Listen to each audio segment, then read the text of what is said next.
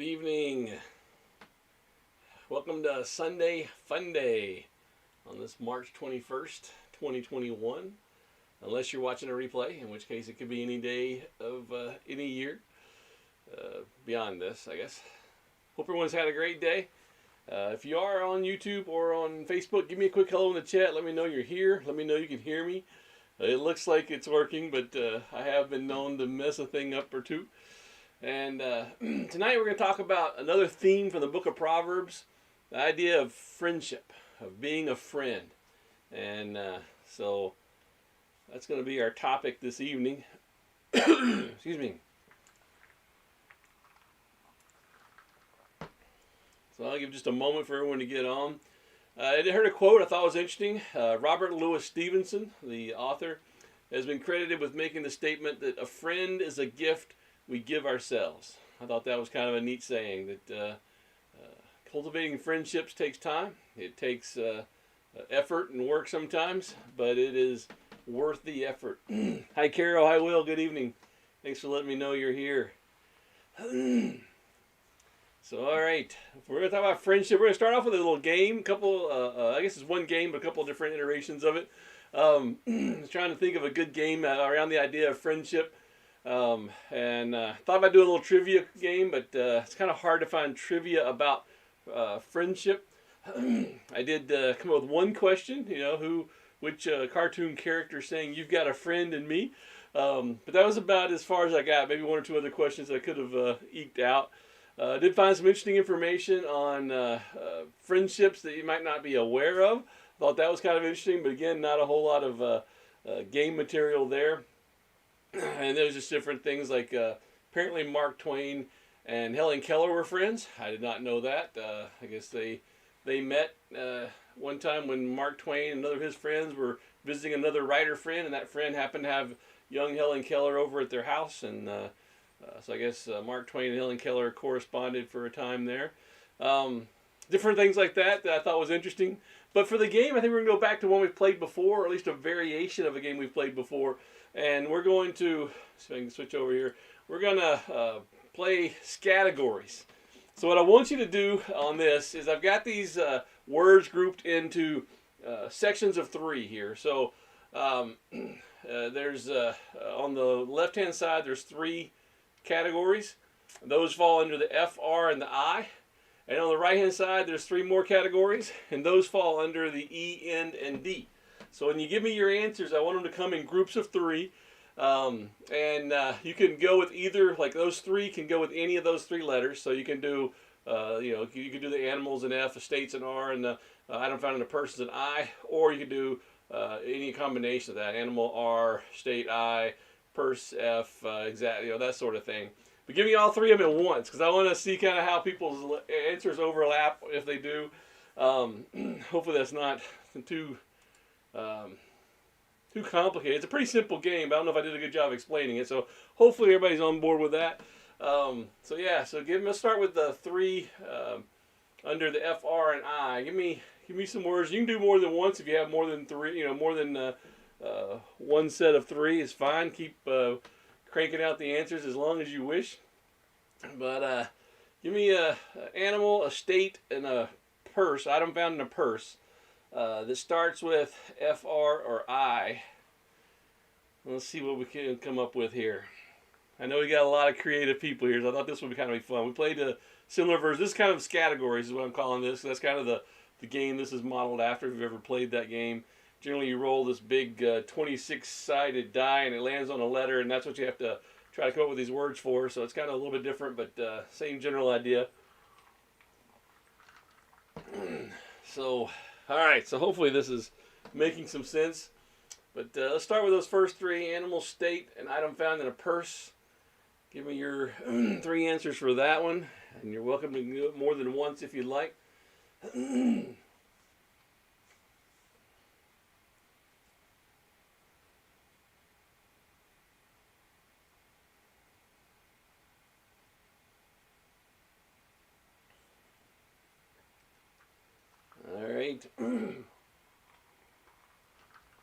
going to give it a moment here, getting some answers in. All right.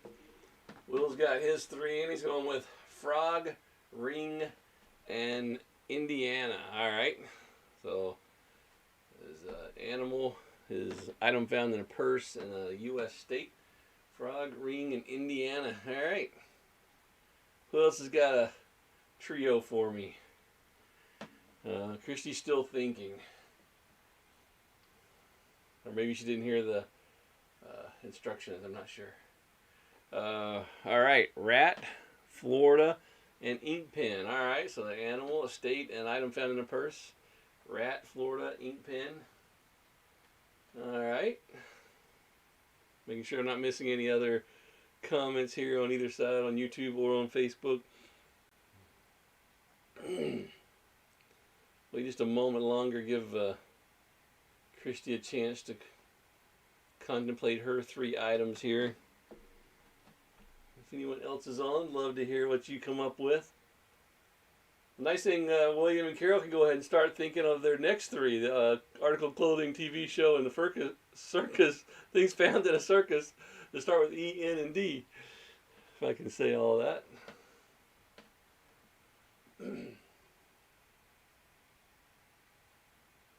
Oh.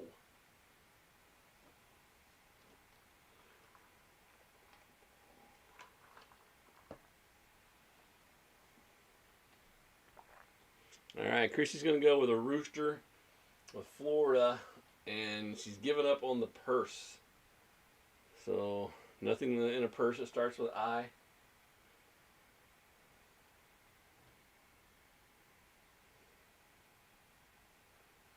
All right.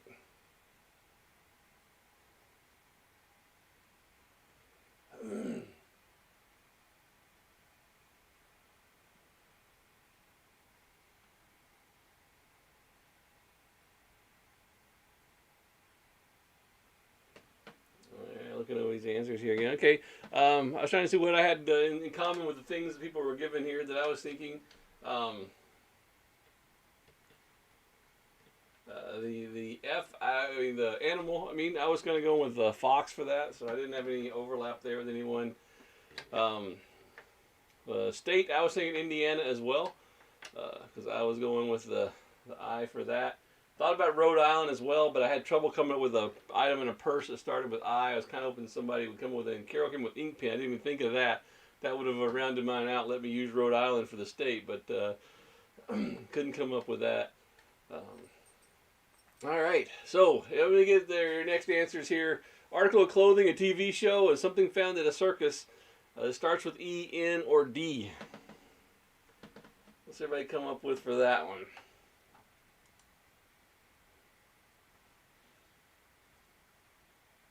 It's kind of funny because you have the choice of which letter to use, but sometimes if you use the letter on one of them, it limits you on the other things which you can come up with.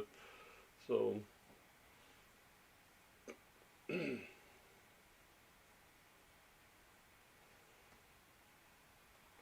all right. So let's see here. We got Christy's coming in with hers. Dress, nightly news, and elephant. All right.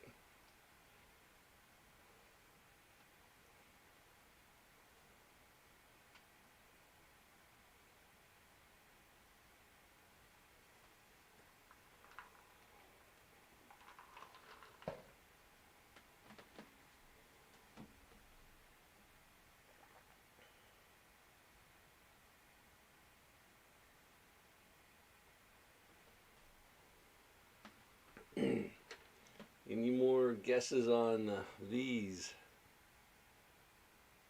Checking my internet connection here. It looks like it's pretty good, so I don't think we have too much lag. I'll wait a little bit longer.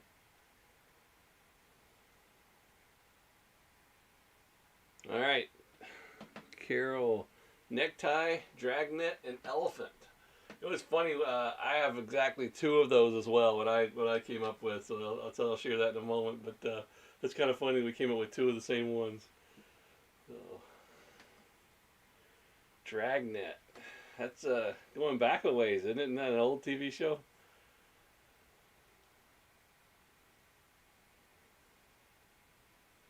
All right.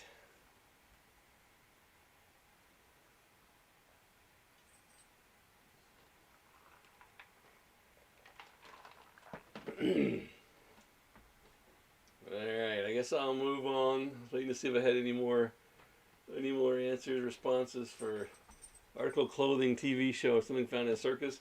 I mentioned, Carol, we had the same ones. I was going to go with the Dateline for the TV show.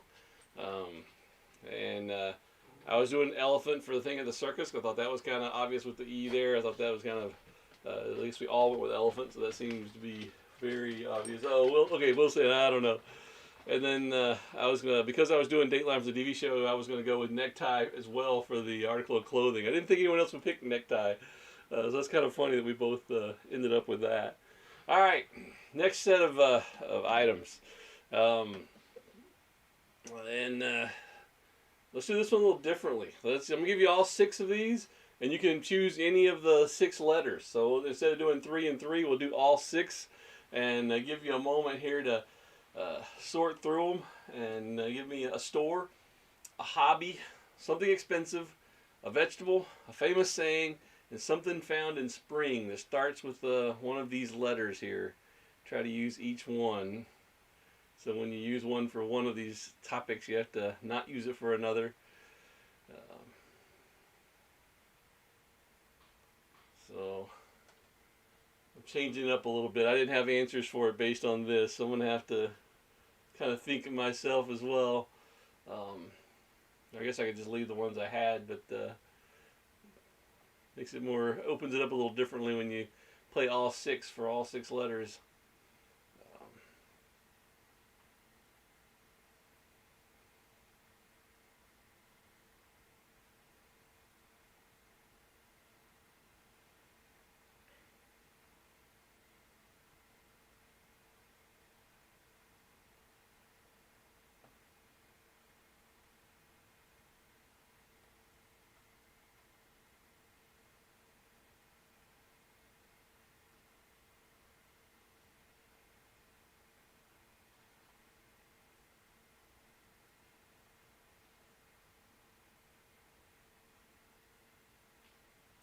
Alright, so waiting, it'll take a little longer now with the 6 things in here, so I gotta wait a little bit longer.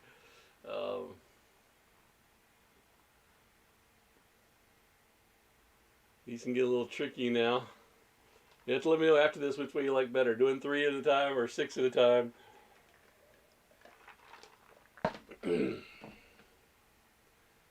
So I would start giving mine just to kind of fill the space here while everybody's typing, but then that might mess you up if you're already typing something and hearing answers being blurted out. So I'll just I'll hold anything I may have to add there.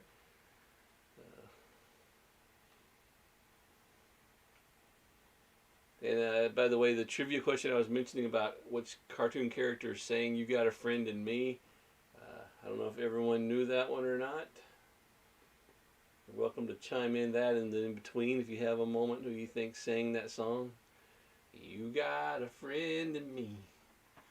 You got a friend in me.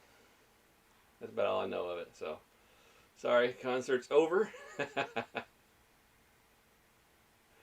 Something, a little bit, something, I don't know any more of that song. I do know the movie it comes from, though. I know the character that sang it.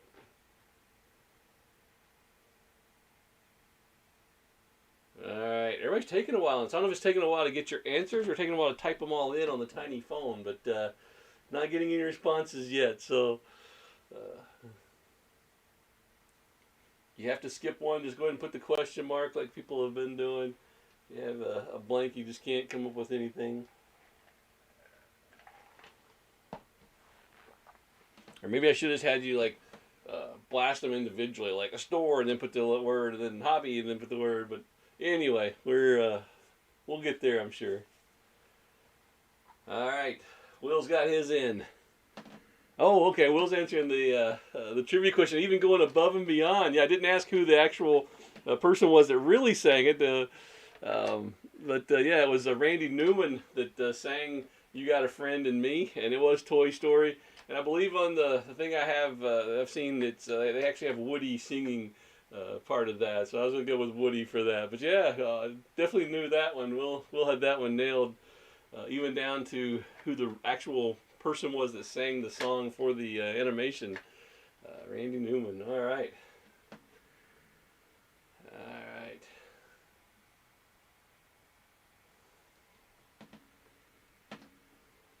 Yeah, I don't know that it's not part of the movie per se, but I think maybe it's at the end when he has them singing it. I can't remember exactly, but yeah.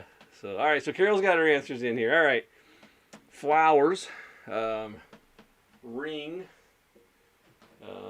Okay, let me go through here. Okay, so sometimes spring is flowers. A ring is something expensive. In case you missed it, I'm guessing it is the famous saying. Eggplant is the vegetable. Needlepoint is a hobby, and Dollar General is a store. All right, got all those covered with all the letters. All right. And Christy's coming in. All right, so Christy's going with Dave's Five and Dime for the store, fishing for the hobby, necklace for something expensive, um, a radish for a vegetable, I love you for a famous saying, and elephant ears for something found in spring. And she's talking about the plant, not actual elephant ears. Okay, so elephants don't have ears in spring; they just get them later in the summer. But plants, the plant, you can find in spring.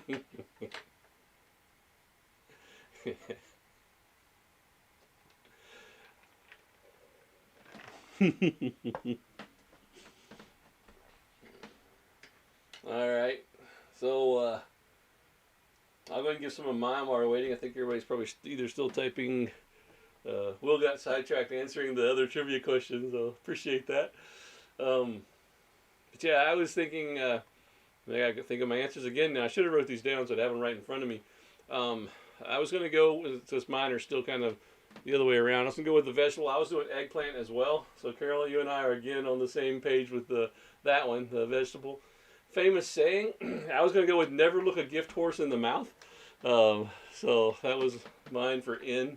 Something found in spring, I was struggling with some of these, so I was going to go with daisy. I'm not exactly sure when you start to see daisies. I know the daisy fleeping we have around here comes a little later in the summer, but we'll go with daisy for spring. I'm sure there's some variety of daisy that blooms early. I'm just not knowledgeable enough to know if it is or isn't, but that's my answer. Um, and it would have been easier if I'd gone with just the F for flowers like that Carol did. That would have been, then I could have been more certain about my answer. Um, for a hobby, I was going with remote control cars, RC. Um, there, something expensive. What did I have for that? I was going with the I for that. I can't even remember. And then a store, I was going with Fridays, which I think is actually called TGI Fridays, but it struck me as being Fridays. The restaurant, you don't see those much anymore, I don't think, but that was what I was going with. And I can't remember what the something expensive was. It was going to be an I, because I was doing them in groups of 3, because that was how I initially was going to do it, and decided to change my mind there. So, all right. Well, so what do you think? Should we do it the next one of these in groups of 3, or do all 6? Which do you like better? Which one's either more fun or more challenging, or whichever way you like?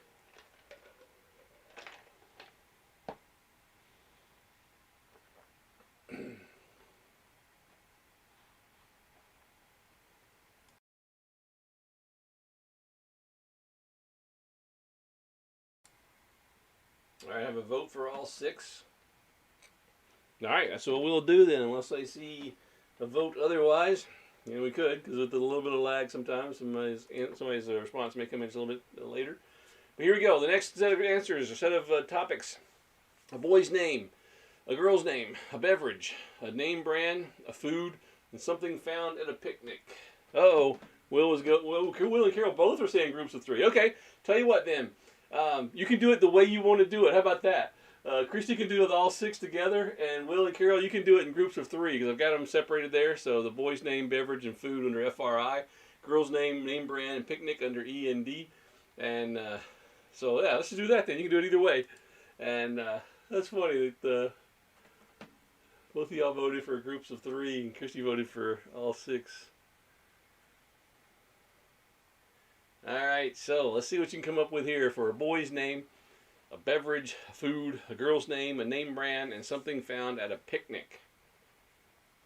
And keeping that spring idea there in mind. I'm ready for spring. We've had a couple of spring-like days, and then we've had a couple of cool days, and it's that time of year when it kind of teases you a little bit. Now it's officially spring, so of course we'll probably have snow here before the next month or so is out, but we'll also have some pretty spring days and already starting to get blooms. already starting to get the red buds blooming a little bit here and there. So I was making a joke this morning in our on-site service.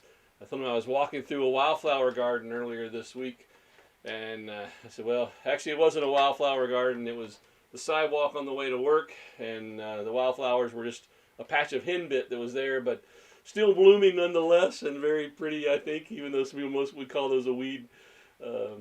So I just called it a wildflower garden as I walked by. There was also some white clover in there, so it was blooming, and that makes me happy when I see things blooming, even if they're things that some people like to get out of their yard, but I think they're pretty. All right, so Will's going with the first batch here. Fred, RC Cola and ice cream. Okay, I like those. All of those. You don't see the name Fred very much anymore, do you? We talked about names last week or week before last. That's one that's not quite as common anymore. At least I haven't seen it. Maybe it is. I should look at the list again, because a lot of those surprised me that were on the list too. So, Carol says Fred, root beer, and ice cream. Okay, so two of you are on the same page there with two of those. So just picking different beverage there.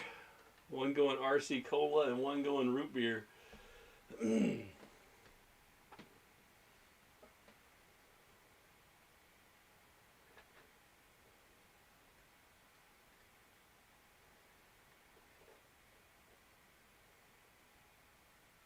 I'll go ahead and give mine on that. Chrissy's probably take a little longer. She's doing all six together. I was doing the three together when I did all these. So I had the food. I was going with fried chicken. The beverage, I was going with iced tea. And the boy's name, I was going with Roger. So I was using the R for that one. So I didn't overlap anybody on that one so far, unless Christy has that as part of hers, which would be kind of surprising doing all six. But all right, so Will and Carol can start working on their next three, while Christy is still working on all six. Girl's name, a brain brand, something found at a picnic. Starts with E, N, and D.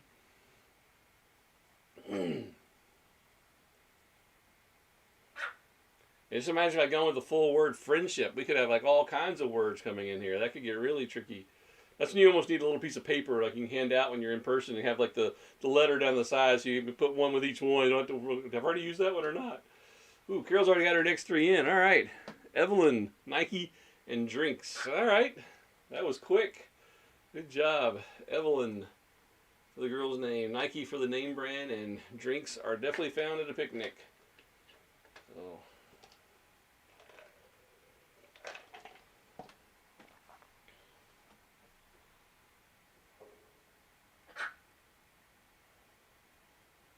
All right.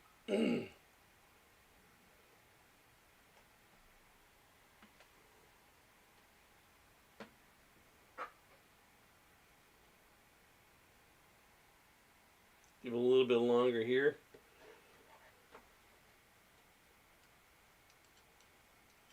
Doing all six at once definitely takes longer to put in, doesn't it? Or it either takes longer to get your ideas together and keep them all assigned, I guess. All right, here goes Christy's six together. Nathan for a boy's name. Dr. Pepper for a beverage. Eggs for a food. Isabella for a girl's name. Foster and Grant for a brand name. And red wine for something found at a picnic. All right. You've been watching a little too much Hallmark channels there for your picnics, I guess. All right, Will's got his in. Edith, NASCAR, and dogs. All right, so definitely Edith is one of those girl names, and NASCAR is a well-known name brand.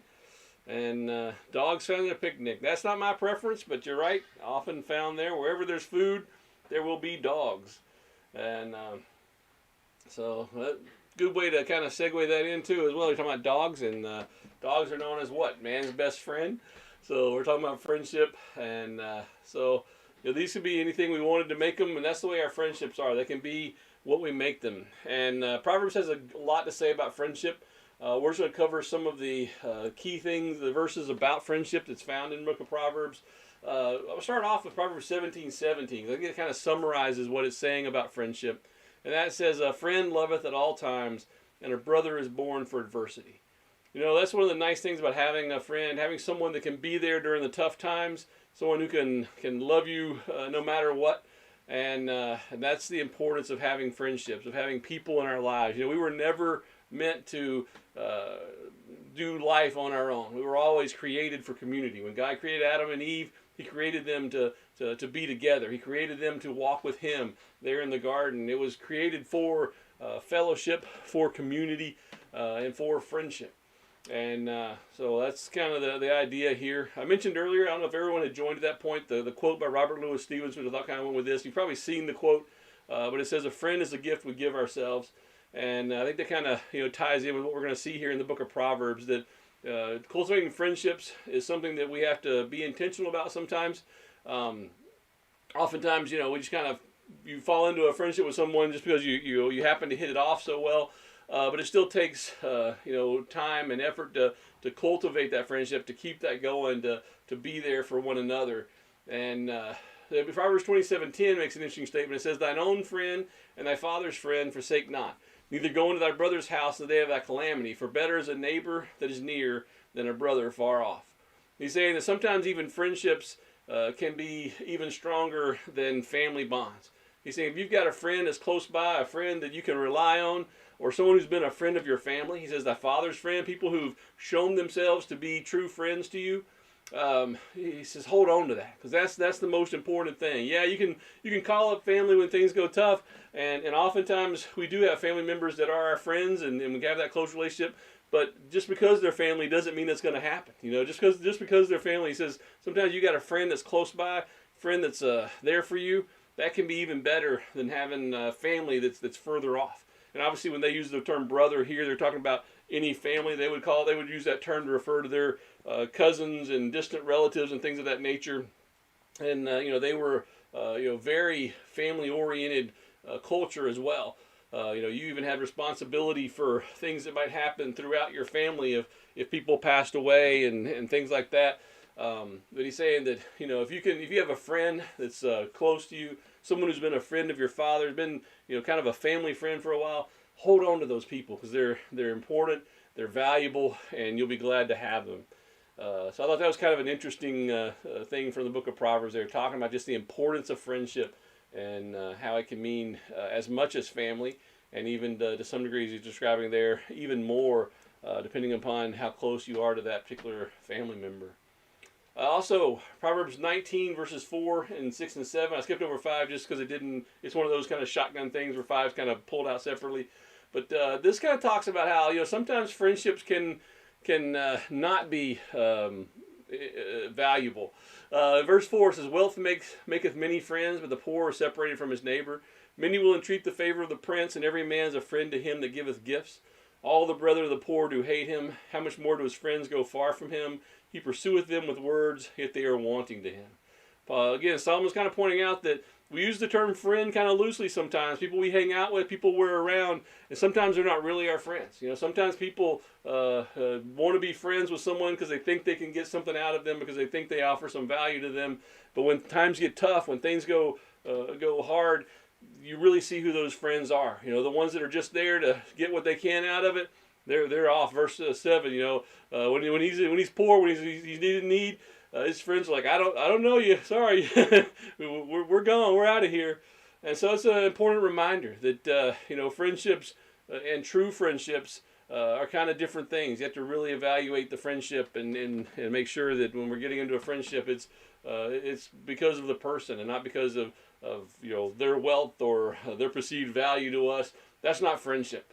And that's what Proverbs is really trying to get to, is that there are things that are called friends sometimes that aren't friends. And that's an important distinction to remember. And we're going to be talking a lot about true friendship here and the value that it can have, but it's worth pointing out. Again, Proverbs 14:20 is kind of making that same point. The poor is hated, even of his own neighbor, but the rich hath many friends. It's just kind of highlighting again that difference in the word friends. Those aren't the kind of friends that we want. Proverbs 18:24 says, "A man that hath friends must show himself friendly, and there's a friend that sticketh closer than a brother." So he's saying there is a friend, there's a true friendship that's not shallow like we saw before. It's not based on what can I get out of this relationship, not based on what can you do for me, but it's really just one that's going to be there. And again, that sticketh closer than a brother, closer even than family, to say, this is we're here for you. I also wanted to point out that Proverbs 18:24 is one verse that, depending on which translation you're using, you might see something a little different. Obviously, it says, the translation here is, a man that hath friends must show himself friendly, implying that there's this idea that to have friends, you need to be a friend.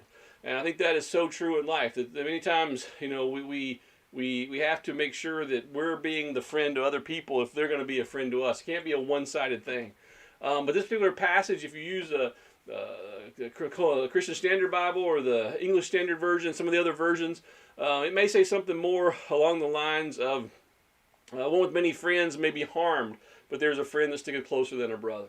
The idea there is that the first part of this verse, the part that says, a man that hath friends must show himself friendly, is a little bit obscure. The word that's used there is not a real common Hebrew phrasing, and so the translators aren't entirely sure which way the author was trying to do that. So some of them translate it as, I guess if you want to try to be literal with it, says, a man of friends may ring again.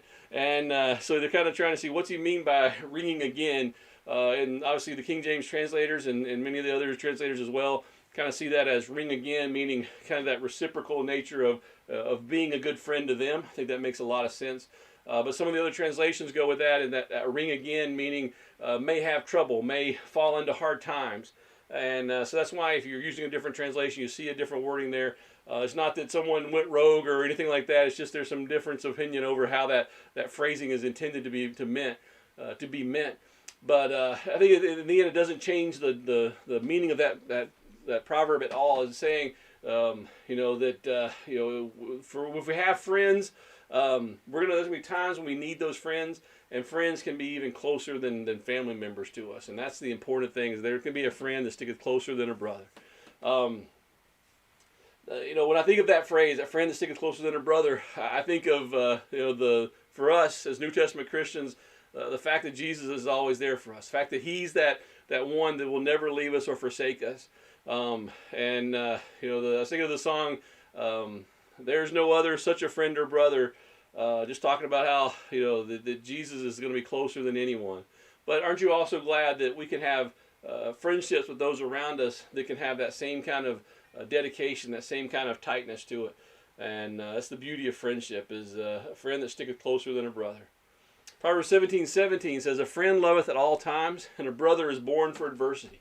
Again, contrasting with what he said about those shallow friends that are kind of there for what's in it for them, and then they disappear when times get tough. A friend loveth at all times, and a brother he's that they're there for those tough things, the adversity that's there. We talked about that verse earlier. Proverbs 27 verses 5 and 6 talks about how as friends we ought to be looking out for one another. We ought to be challenging one another. We ought to be making one another better. Proverbs 27 verses 5 and 6 says, "Open rebuke is better than secret love. Faithful are the wounds of a friend, but the kisses of an enemy are deceitful." I heard Christy talking this week. I'm going to tell a little bit on her. If you ever go into Walmart and you're kind of not really dressed to go anywhere, but you just kind of go in and you wonder, is anybody going to say anything? If Christy's there, she's probably going to say something. I'll just go ahead and say that. She's one of those that will evaluate what your wardrobe choices are there. But she was talking this week about something. I don't remember exactly what the scenario was, but there was something somebody was wearing, and she said, "Do they not have any friends?" And I just thought that was kind of funny that because what they were wearing was, I guess, ridiculous to her, or can you believe they were wearing that? And Christy said, "Does she not have some friend that says, 'Hey, look, this just isn't for you. You shouldn't wear this'?" And I thought that was kind of interesting when I read this passage here. That's kind of what this is saying, is that we need people in our lives sometimes to go, "Hey, look, you're making a bad choice here. Hey, look, your talents are better used somewhere else, or you're not doing what you've said in the past that God wants you to do." People just challenge one another. Open rebuke is better than secret love. I'd rather have a friend that challenges me openly and says, "Hey, I don't think you're doing the right thing," than somebody that goes, "I'm not going to say anything. I'll just sit back." As faithful are the wounds of a friend, but the kisses of the enemy are deceitful. I'd rather have somebody that kind of says, "Hey, you need to hear this, and I'm going to tell it to you like it is," rather than someone that, "Oh yeah, you're great," they just kind of, that they can be your enemy at times. So that's an important distinction there, is that friends, we improve one another. We challenge one another. And look at the New Testament. That's what, as a church, that's what we're to do. We're to challenge one another, encourage one another, lift one another up. We're to go to one another when we see, that they're having needs. We're to go to one another when we see that it says, if a brother be overtaken in a fault, you which are spiritual, restore such a one in the spirit of love. We're to go to one another and encourage one another and even challenge one another. And Proverbs 17:17, again, that same one we've looked at a couple times, but if it's that same thing, a friend loveth at all times, the one that's always there. Actually, these are the same too. All right, so we've already covered those. I guess I put those slides in, that slide in twice. And then Proverbs 27:17, the idea of making one another better. And this is one I think kind of sums that up pretty good. Iron sharpeneth iron, so a man sharpeneth the countenance of his friend. You know, when you want to sharpen something, you have to find something to be able to rub it against, right? You have to find something to create friction, something to work against. And that's how we are as friends. Not that we're against one another in a combative way or a competitive way, but we're there helping one another get sharper, helping one another get better, helping one another grow. And it says even sharpens the countenance of his friends, making the way we see life and the way we look around. That's what being a good friend is about. That's a challenge for each one of us. We look at it and say, when I ask you, who are your friends? Ask yourself, who is it that I'm helping to get better? Who is it that I'm challenging? Who is it I'm having that impact on their life? Proverbs 28:23, he that rebuketh a man afterwards shall find more favor than he that flattereth with the tongue. Again, we need to be willing to have the hard conversations with one another. That's what friends are for. It's not always easy, it's not always comfortable, but that is friendship. Proverbs 13:20, he that walketh with wise men shall be wise, but a companion of fools shall be destroyed. It's also important to note that our friendships have an impact on us. Who we hang around, who we associate ourselves with, we will become more like them. You know, you may have heard there's a secular saying it's really talking more about the workforce and what you do in jobs and things like that, but it says you'll probably be the average of 10 of your friends in terms of your ambition, in terms of your knowledge, and in terms of everything else. You'll kind of be the average of your 10 closest friends. And just the reason for that being that we tend to gravitate towards people that are like us, and we become more like people that we're around. And so if we're with people that are pulling us down, we're going to end up being pulled down and changing to be like them. If we're with people that are challenging us to be better and challenging us to grow in our walk with Christ, we're going to grow and do that as well by being around them. So our friends have an impact on us. In fact, Proverbs 22:24 and 25 says, make no friendship with an angry man, and with a furious man thou shalt not go, lest thou learn his ways and get a snare to thy soul. So you even want to look at him and say, does this person someone that I want to be like? If not, I need to limit my time with them. If not, I need to make sure I'm not, forming a close friendship with them, hanging out with them a lot, because I'm going to become like them. And so that's the importance, the impact that friends can have on our lives. Proverbs 24:1 says, be not thou envious against evil men, neither desire to be with them. That idea of if you don't want to be friends with someone who's constantly looking for trouble, for someone who's constantly doing things contrary to what God wants, because it says desire to be with them. We don't want to be in their presence, not because we want to judge them or cast them out or punish them or whatever. It's because we don't want to fall into those same behaviors. We don't want to fall into that same trap. If I'm pursuing God and pursuing a walk with Christ, and I get along with, I start hanging around with people that are just complacent about their walk with Christ and really don't care or even antagonistic toward that, it's going to affect my desires and my ability there as well. Proverbs 27:17, we'll go back to that one. It's kind of the wrap up here. I wanted to go back to it as we talk through all those different verses there. But as iron sharpeneth iron, so a man sharpeneth the countenance of his friend. So I ended it there with a dog and a cat. I don't know if those two are friends, or if they're scoping them out, if that dog's looking in and saying dinner, or if those two are buddies and they talk every day. I'll let you make the story up about what that's happening there. But, ask yourself a couple of questions. One, are you a good friend? When we look at all these things that it says a friend ought to be doing, ought to be, encouraging one another, ought to be, challenging one another, ought to be making one another better, ought not be bringing each other down, not be pulling someone away from what God has for them. Are you a good friend? And then secondly, do you have good friends?